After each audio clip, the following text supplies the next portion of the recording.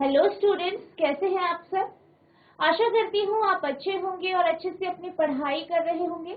मैं मोनिका रावत आपका स्वागत करती हूँ आईसीटी वर्चुअल क्लासरूम देहरादून में। बच्चों, आज हम क्लास 6 का जो आपका सब्जेक्ट है साइंस, उसका chapter motion and measurement of distances को कंटिन्यू करें। तो बच्चों, पिछले लेक्चर में हम जो है मोशन के बारे में पढ़ रहे थे, यानी गति के बारे में हमने ये जाना था। तो जब भी हम ये कहते हैं कि कोई भी वस्तु गति कर रही है, इसका अर्थ यह है कि समय के साथ वह अपनी स्थिति यानी पोजीशन को बदल। इसके बाद हमने ये जाना था कि रेस्ट क्या हो या स्टेशनरी पोजीशन या विराम अवस्था क्या हो। जब भी कोई वस्तु समय के साथ अपनी स्थिति नहीं बदलती है तो हम ये कहते हैं कि वह वस्तु रेस्ट की पोजीशन में है, विराम अवस्था में। इसके बाद हम टाइप्स ऑफ मोशन पढ़ रहे थे, जिसमें हमने ये जाना था कि जो रेक्टिलिनियर मोशन होता है यानी सरल रेखीय गति होती है, वो क्या होती है। जब भी कोई भी वस्तु एक सीधी रेखा में चल रही होती है, एक सीधे पथ पे चल रही होती है, तो हम ये कहते हैं कि जो वो वस्तु है वो रेक्टिलिनियर मोशन कर रही है या सरल रेखीय गति कर। इसके कुछ एग्जाम्पल थे कि जो बच्चे हैं वो मार्च पास कर रहे हैं और एक सीधी सड़क पर गाड़ियां चल रही। इसके बाद हमने दूसरे प्रकार का जो है गति देखी थी, जिसे हम कहते हैं वृत्तीय गति या सर्कुलर मोशन। तो इसमें क्या होता है, इसमें जो वस्तु है वो सर्कुलर पाथ यानी वृत्ताकार पथ पे चलती, यानी वो सर्कुलर पाथ में गोल गोल चलती है। जैसे कि अगर हम बात करें, आपने एक धागा लिया, उससे कोई पत्थर बांध दिया और उस पत्थर को गोल गोल घुमा, जैसे कि आपको फिगर में दिखाई दे रहा होगा। तो ये किसका एग्जाम्पल है, सर्कुलर मोशन का, वृत्तीय गति का। आप देख सकते हैं जो पत्थर है वो, इतना हमने लास्ट लेक्चर में डिस्कस कर लिया था। अब हम बात करते हैं नेक्स्ट, जो आपका अगला प्रकार है मोशन का, गति का, उसको हम डिस्कस करें। तो आपने देखा होगा कि जब आप झूला झूलते हैं, ठीक है, जब आप झूला झूलते हैं और आप क्या करते हैं, अपने फ्रेंड को झूले पे बिठाते हैं और फिर झूले से उसको धक्का देते हैं, यानी झूले को धक्का देते हैं। तो आपका जो फ्रेंड होता है, ठीक है, जो आपका फ्रेंड है वो आगे पीछे मूव कर रहा हो, आगे पीछे लगातार मूव कर।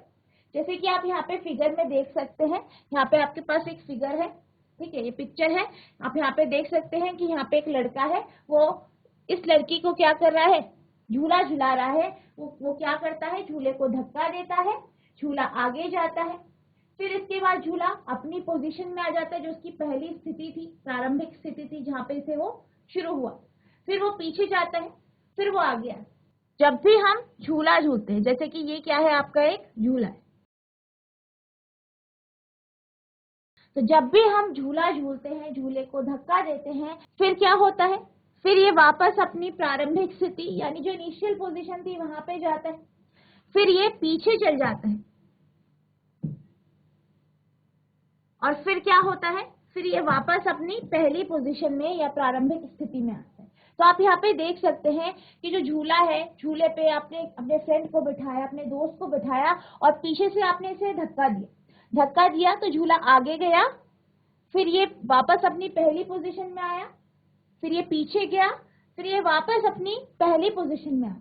तो क्या किया इसने, एक गति पूर्ण कर, यहाँ गया, फिर उधर गया, फिर वापस आया। तो ये क्या है, एक ऑसिलेशन है या दोलन।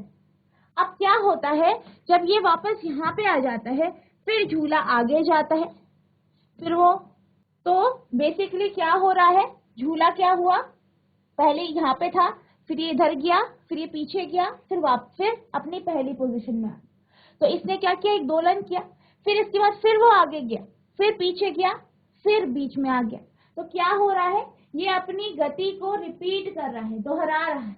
जैसे वो शुरुआत में चला वैसे ही वो दोबारा चला। फिर इसी तरीके से जो है आपका जो झूला है आगे पीछे मूव करने लगा, गति करने।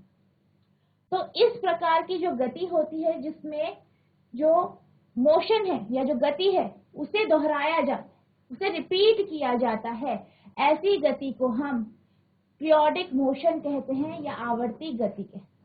तो हमारा जो तीसरा प्रकार है गति का या थर्ड टाइप है मोशन का, वो है आपका पीरियोडिक मोशन, आवर्ती गति। तो इसके कुछ एग्जाम्पल है, जैसे कि अभी हमने झूले के बारे में पढ़ा, झूला इसका एग्जाम्पल है। इसी तरीके से अगर हम पेंडुलम क्लॉक की बात करें, पेंडुलम क्लॉक की बात करें, लोलक घड़ी की बात करें, तो आप ये जानते हैं कि घड़ी के नीचे क्या होता है, पेंडुलम होता है। और अगर हम पेंडुलम की गति देखें, उसका मोशन देखें, तो पेंडुलम कैसी गति करता है।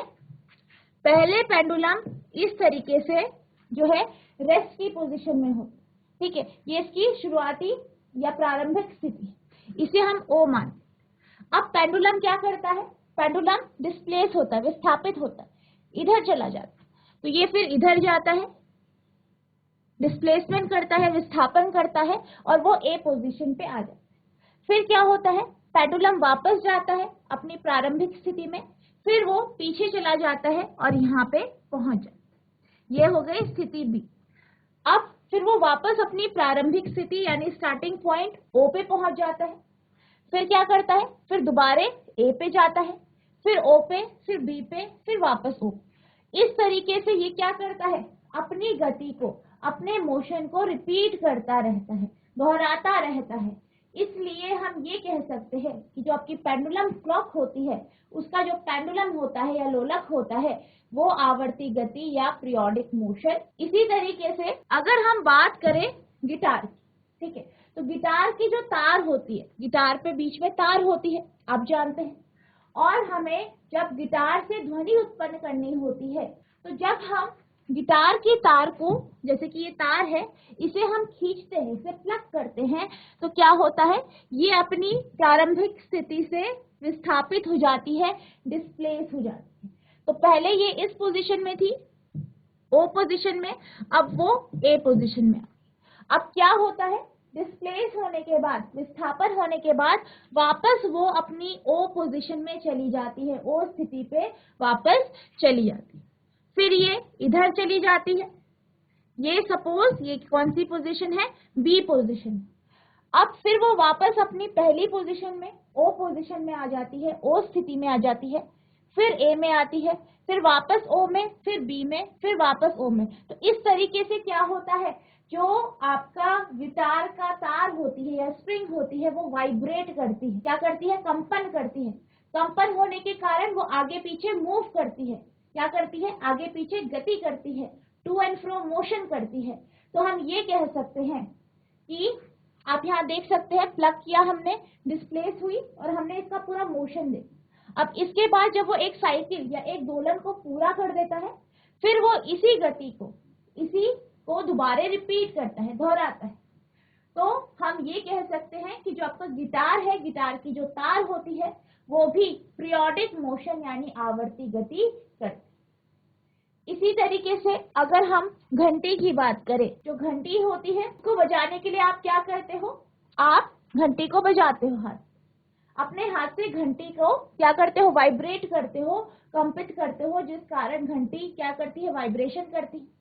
अब इसका जो बीच का हिस्सा है, जो इसका, अब ये घंटी के बीच में आपका ये जो हिस्सा होता है, इसको आप क्या करते हो, अपने हाथों से इसको स्ट्राइक करते हो, इसको क्या करते हो, कंपित करते हो, ठीक है, ऐसे करके इस पे फोर्स लगाते हो, बल लगाते हो, जिससे क्या होता है, जो घंटी के बीच का हिस्सा है वो मूव होता है, गति करता है, जिस कारण घंटी जो है वो बजती, वो आवाज करने लग जाती। अब क्या होता है कि एक बार लगता है तो आवाज आती है, फिर ऐसे ही ये बार बार लगता रहता है, तो जिस कारण आपकी जो ये घंटी होती है या बेल जो होती है, वो क्या करती है, ध्वनि उत्सर्जित करती है, साउंड प्रोड्यूस करती है। और बेसिकली यहाँ पे भी हम देख सकते हैं कि जो ये गति है, जो ये मोशन है, वो क्या हो रहा है, बार बार रिपीट हो रहा है, दोहरा रहा है। इसलिए जो रिंगिंग बेल होती है, बजती हुई घंटी जो होती है, वो भी आवर्ती गति या पीरियोडिक मोशन का एक उदाहरण। इसी तरीके से अगर हम बात करें तबले की, चाहे आपका तबला है, ढोलक है, इसके ऊपर एक मेम्ब्रेन होती है, जिसे हम हिंदी में क्या कहते हैं, झिल्ली कहते हैं, ठीक है, वो झिल्ली होती है। तो हम क्या करते हैं, अपने हाथों से, अपने हाथों के माध्यम से इस तबला या ढोलक की जो झिल्ली होती है, उसे पीटते हैं।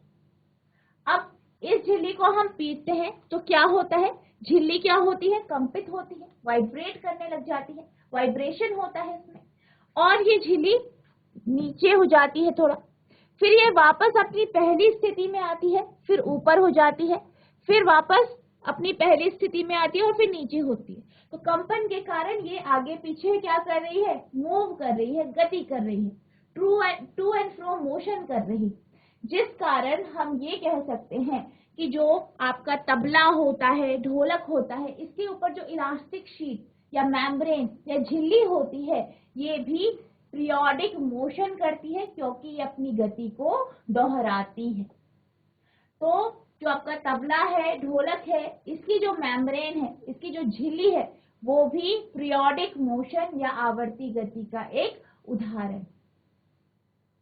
आई होप आपको इतना समझ में आया होगा। इन सम केसेस, यानी कुछ केसेस में, कुछ स्थितियों में क्या होता है, वस्तु अपने मोशन को, अपनी गति को कुछ समय बाद दोहराती है। This type of motion is called periodic motion. इस तरीके के जो मोशन होते हैं, जो गति होती है, उसे हम पीरियोडिक मोशन यानी आवर्ती गति कहते हैं। कुछ प्रकरणों में कोई वस्तु एक निश्चित समय अंतराल के बाद अपनी गति को दोहराती है। इस प्रकार की गति को आवर्ती गति कहते हैं। यानी जो गतियां अपने आप को एक समय के बाद, एक टाइम के बाद दोहराती है, रिपीट करती हैं, उनको हम पीरियोडिक मोशन में कहते हैं या आवर्ती गति में वो आपकी वस्तुएं। अब हम बात करते हैं कॉम्बिनेशन ऑफ मोशन की, यानी ऐसी स्थितियां जब आपको एक से ज्यादा प्रकार के मोशन दिखाई दे। तो सबसे पहले हम बात करते हैं सिलाई मशीन। आपने सिलाई मशीन देखी होगी। तो सिलाई मशीन की जो सुई होती है, वो आपने देखी होगी सुई। और जब आप सिलाई करते हैं सिलाई मशीन से, तो क्या करते हैं, जो है आप सुई को रखते हैं और फिर आप क्या करते हैं, जो आपका, अब अगर हम सुई के मोशन को, सुई की गति को ऑब्जर्व करें, उसे देखें, उसको ध्यान पूर्वक देखें, तो हम क्या देखते हैं कि जो सुई है वो ऊपर नीचे करती है। यानी वो क्या करती है, ऊपर नीचे करती है। एक टाइम इंटरवल के बाद वो ऊपर नीचे मूव करती है, गति करती है। इसके साथ साथ जो आपकी सुई होती है, जो आपकी सिलाई मशीन की सुई होती है, वो सीधा भी चलती है, तब वो सिलाई देती है। तो हो क्या रहा है, ये जो सुई है ये ऊपर थी, ये नीचे आई, नीचे से फिर ऊपर गई, फिर नीचे आई, इस तरीके से ऊपर नीचे कर। इसके साथ साथ ये सिलाई कर रही है, तो ये इस तरीके से सीधे भी चल रही है, कपड़े को सीधा मूव करा रही है। तो इसका अर्थ क्या है, जब भी हम सिलाई मशीन की सुई की बात करते हैं तो हमें दो प्रकार की जो है गतियां दिखाई देती। कितने प्रकार की गति दिखाई देती, दो प्रकार की। कौन कौन सी, एक जिसमें वो क्या कर रही है, ऊपर नीचे मूव कर रही है, ऊपर नीचे गति कर रही है, तो वो क्या हो रहा है, एक फिक्स इंटरवल के बाद वो दोहरा रहा है। यानी इस केस में क्या कर रही है, वो आवर्ती गति या पीरियोडिक मोशन कर। इसके साथ साथ अगर हम सिलाई मशीन की सुई की बात करें तो वो सीधा भी चलती है, सीधा सीधा सिलाई करती है, यानी वो सीधा चलती है, स्ट्रेट लाइन में चल रही है, सीधी रेखा में चल रही है, यानी वो रेक्टिलिनियर मोशन या सरल रेखीय गति भी करती है। तो अगर हम सिलाई मशीन की सुई की बात करें तो हमें दो प्रकार की गति दिख रही है, आवर्ती गति और सरल रेखीय गति, यानी रेक्टिलिनियर मोशन और पीरियोडिक मोशन। तो इसी प्रकार से बहुत सारे उदाहरण हैं जिनमें आप एक से ज्यादा गतियां देख सकते।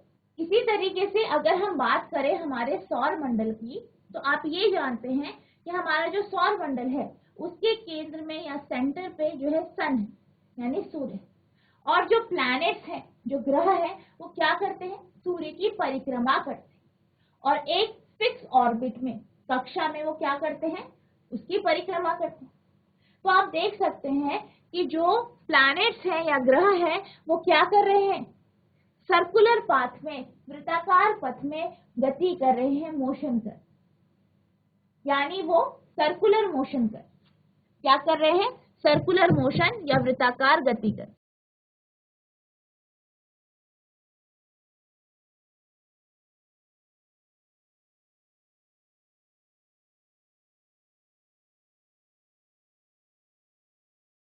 इसके साथ साथ आप एक और चीज देख सकते हैं। क्या देख सकते हैं कि जो प्लैनेट है, ग्रह है, वो क्या कर रहे हैं, वो अपनी एक्सिस पे, अपने अक्ष में घूर्णन कर रहे हैं, यानी वो घूर्णन गति या रोटेशनल मोशन भी कर।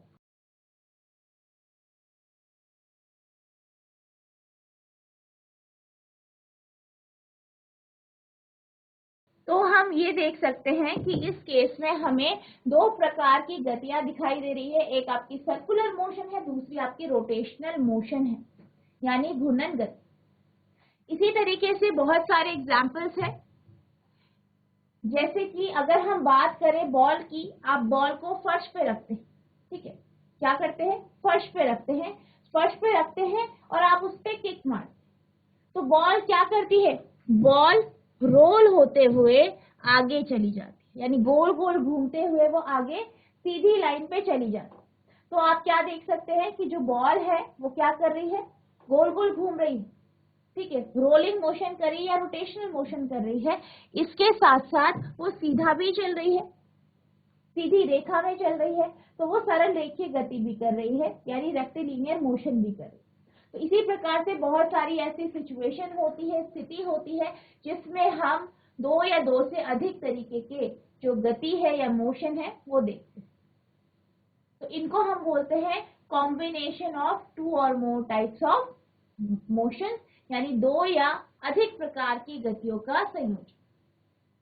Combination of two or more type of motion. In such situation, the motion of an object may be a combination of two or more type of motion.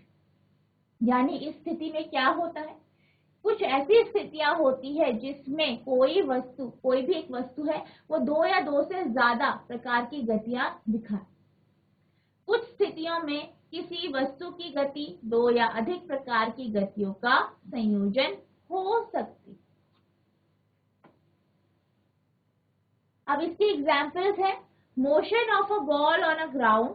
अब अगर हम बात करें कि आप जमीन में क्या रख देते हैं, गेंद रख देते हैं, जमीन पर आपने गेंद रखी, here the ball is rotating about an axis but the axis itself is moving along a straight line. अब जब आप किसी बॉल को जो है जमीन पर या ग्राउंड पे रखते हैं और फिर उसे किक मारते हैं, ठीक है, उस पर फोर्स लगाते हैं, मारते हैं उस पे, तो क्या होता है, जो बॉल है वो गोल गोल या रोटेशनल मोशन करती है, ठीक है, रोटेशनल मोशन कर रही है, अपने अक्ष में घूर्णन गति कर रही है। इसके साथ साथ वो सीधी रेखा पे चलती है। कैसे चलती है, सीधी रेखा, यानी स्ट्रेट लाइन में चलती है, यानी इसके साथ साथ वो स्ट्रेट लाइन मोशन या रेक्टिलिनियर मोशन या सरल रेखीय गति भी करती है। Thus the ball executes a rectilinear motion as well as rotational motion. इसलिए हम ये कह सकते हैं कि जो बॉल है, जो गेंद है, वो रेक्टिलिनियर मोशन यानी सरल रेखीय गति के साथ साथ रोटेशनल मोशन यानी घूर्णन गति भी करती है। जमीन पर गेंद की गति, यहाँ गेंद एक अक्ष के चारों ओर घूम रही है, लेकिन अक्ष स्वयं एक सीधी रेखा में घूम रहा है, यानी बॉल क्या कर रही है, अपनी एक्सिस पे रोटेट कर रही है, घूम रही है, लेकिन जो अक्ष है वो भी एक सीधी रेखा पे चल रहा है। इस प्रकार गेंद एक सरल रेखीय गति के साथ साथ घूर्णन गति भी करती। Motion of earth. अब हम बात करते हैं अर्थ के मोशन के, पृथ्वी की गति। तो पृथ्वी क्या है, प्लैनेट है, ग्रह है, और किसकी परिक्रमा करता है, सूर्य की परिक्रमा करता है। तो जब पृथ्वी सूर्य की परिक्रमा करता है, ये जैसे कि आपका क्या है, सन है, सूर्य है, अब यहाँ पे क्या है, पृथ्वी है, और पृथ्वी क्या कर रही है, पृथ्वी सूर्य की परिक्रमा कर रही है। किसमें कर रही है, एक सर्कुलर पाथ में, वृत्ताकार पथ में। तो यानी ये क्या कर रही है, सर्कुलर मोशन कर रही है, वृत्तीय गति कर रही है। इसके साथ साथ ये अपनी एक्सिस पे घूम रही है, घूर्णन गति कर रही है। क्या कर रही है, घूर्णन गति कर रही है, क्योंकि ये अपने अक्ष पर क्या कर रही है, रोटेशन कर रही है। तो जो आपकी अर्थ है, पृथ्वी है, earth executes rotation on its axis and also revolves around the सन।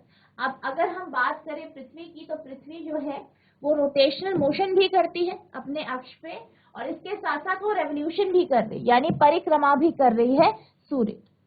पृथ्वी की गति, पृथ्वी अपनी धुरी पर घूर्णन करती है और सूर्य के चारों ओर परिक्रमा भी करती है। तो बच्चों, ये हमारा कॉम्बिनेशन ऑफ मोशन था। तो हमने 3 प्रकार के मोशन पढ़े और इसके साथ हमने कॉम्बिनेशन या संयोजन पढ़ा, गति। आई होप आपको इतना समझ में आया होगा। इसके साथ आपका जो चैप्टर है वो कंप्लीट हो गया है। अब हम एक्सरसाइज के क्वेश्चन डिस्कस करें। तो बच्चों, आज का आपका पहला प्रश्न है, give 2 examples each of modes of transport used on land, water and air. थल, जल और वायु में प्रयोग होने वाले वाहन के साधनों के, जो परिवहन के साधन हैं, उनकी अगर हम बात करते हैं, जो आपके यातायात के जो साधन हैं उनकी अगर हम बात करें, तो हमारे पास 3 प्रकार के जो है मोड ऑफ ट्रांसपोर्ट या यातायात के साधन हैं। तो अगर हम यातायात के साधनों की बात करें,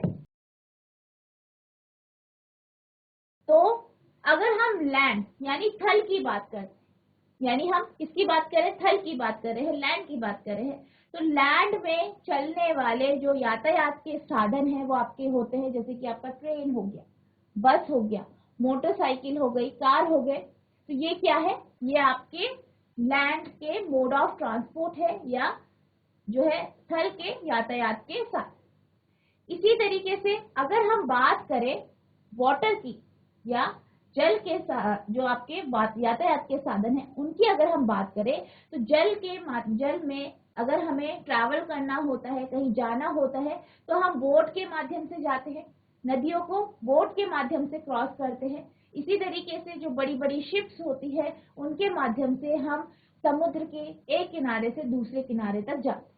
तो अगर हम बात करें जल के यातायात के साधनों की, तो ये आपके हो गए शिप और बोट। इसी तरीके से अगर हम वायु के यातायात के साधन देखें, तो जो आपके मोड ऑफ ट्रांसपोर्ट है एयर में, उनकी अगर हम बात करते हैं, तो अगर हमें कहीं एक जगह से दूसरी जगह जो है वायु के माध्यम से या जो आपके एयर के माध्यम से हमें जाना होता है, तो हम किसका उपयोग करते हैं, एरोप्लेन का, हेलीकॉप्टर का। तो ये आपके जो है वायु के यातायात के साधन। तो इस क्वेश्चन का आंसर आप इस प्रकार से लिखेंगे, लैंड, ट्रेन एंड बस, water, ship and boat, air, helicopter and aeroplane. इसी तरीके से अगर हम थल की बात करें, लैंड यानी थल, तो थल में क्या है, ट्रेन और बस। इसी तरीके से जल, जल लिखेंगे आप, तो वाटरवेज कौन से हैं आपके, जहाज और नाव। और तीसरा है वायु, तो यहाँ पे आपके हेलीकॉप्टर और वायुयान या एरो। इस तरीके से आप इस क्वेश्चन का आंसर लिखें। अब आपका अगला क्वेश्चन है, फिल इन द ब्लैंक, रिक्त स्थान भरें। तो इसमें आपके पास कुछ कथन है, स्टेटमेंट्स हैं, उनके आंसर आपको बता। तो हमारा पहला स्टेटमेंट है, पहला कथन है, 1 मीटर इज इक्वल्स टू या 1 मीटर इज डैश सेंटीमीटर। यानी आपको ये बताना है कि जो 1 मीटर होता है वो कितने सेंटीमीटर के बराबर होता है। अब अगर हम बात करें 1 मीटर के, तो आपको क्या बताना है कि कितने सेंटीमीटर को मिला के 1 मीटर बने। तो हमने जब हम चैप्टर पढ़ रहे थे, जब हम मेजरमेंट यानी मापन का टॉपिक पढ़ रहे थे, उसमें हमने जो है लेंथ की या लंबाई की जो यूनिट्स है, जो उसके मात्रक है, वो हमने पढ़े थे। और उसमें हमने क्या देखा था कि जो आपका 1 मीटर होता है वो आपके 100 सेंटीमीटर के बराबर होता है। तो आपका जो ये क्वेश्चन है, इसका जो आंसर होगा वो 100 सेंटीमीटर होगा। तो आपकी स्टेटमेंट हो जाएगी 1 मीटर इज 100 सेंटीमीटर। अब अगला स्टेटमेंट है, 5 kilometre is dash metre. 5 kilometre कितने मीटर के बराबर होता है, या कितने मीटर को मिला के 5 किलोमीटर बनता है। 5 किलोमीटर इज डैश मीटर, यानी 5 किलोमीटर कितने मीटर के बराबर होता है, ये आपको बताना। अब अगर हम बात करें किलोमीटर के रिलेशन की मीटर के साथ, यानी किलोमीटर और मीटर के संबंध के बारे में हम बात करते हैं। ये हमने जो है आपका जो चैप्टर हम डिस्कस कर रहे थे, जब हम जब आपका लेसन है उसे पढ़ रहे थे तो उसमें हमने देखा था कि जो आपका 1 किलोमीटर होता है वो बराबर होता है आपके 1000 मीटर, यानी 1 किलोमीटर आपके 1000 मीटर के बराबर होता है। तो हमें क्या निकालना है, 5 किलोमीटर। तो हम किसकी बात कर रहे हैं, 5 किलोमीटर, यानी हम 5 को अगर इससे गुणा कर दे, मल्टीप्लाई कर दे, तो हमारा कितना मीटर है। तो हम क्या करेंगे, यहाँ पे 5 से या 5 से मल्टीप्लाई करेंगे। इसी तरीके से इस साइड भी आप 5 से क्या कर देंगे, मल्टीप्लाई कर देंगे। दोनों क्या हो गए, बराबर हो गए। अब हमारे पास हो जाएगा 5 किलोमीटर यानी 5 किलोमीटर इक्वल्स टू 5000 यानी 5000 मीटर। तो इस स्टेटमेंट का जो आंसर है वो आपका क्या है, 5000 मीटर है। आपको इस रिलेशन का उपयोग करके 1 किलोमीटर बराबर 1000 मीटर, इस संबंध का उपयोग करके आपको इस क्वेश्चन को सॉल्व कर, आपने सिंपली क्या किया है, 5 को दोनों साइड मल्टीप्लाई कर दिया, गुणा कर दिया, जिससे आपका आंसर आ। नेक्स्ट है motion of a child in a swing is, झूले पे बच्चे की गति कैसी होती। यानी कोई बच्चा है वो झूले पे बैठा है, ठीक है, आपने क्या किया, उसे धक्का दिया, उसको झूला झुला रहे हैं, उसे धक्का दे रहे हैं आप, और वो झूला झूल, तो आपको ये बताना है कि उस बच्चे की गति झूले पर कैसी हो। तो जब बच्चा झूले पर गति करता है, ठीक है, जब वो मूव करता है, झूला झूलता है, तो हमने क्या पढ़ा है, हमने ये पढ़ा है कि जो स्विंग होती है या झूला होता है वो आवर्ती गति करता है, पीरियोडिक मोशन करता है, यानी कुछ समय के बाद वो अपनी गति को या जो उसकी मोशन है उसे रिपीट करता है, दोहरा। तो जब बच्चा उस पे बैठेगा तो वो भी उसी मोशन को बार बार दोहराएगा। यानी अगर हम बात करें बच्चे की गति की झूले में, तो वो कैसी गति करता है, आवर्ती गति यानी पीरियोडिक मोशन। तो आपका जो ये स्टेटमेंट है इसका आंसर है पीरियोडिक यानी आवर्ती।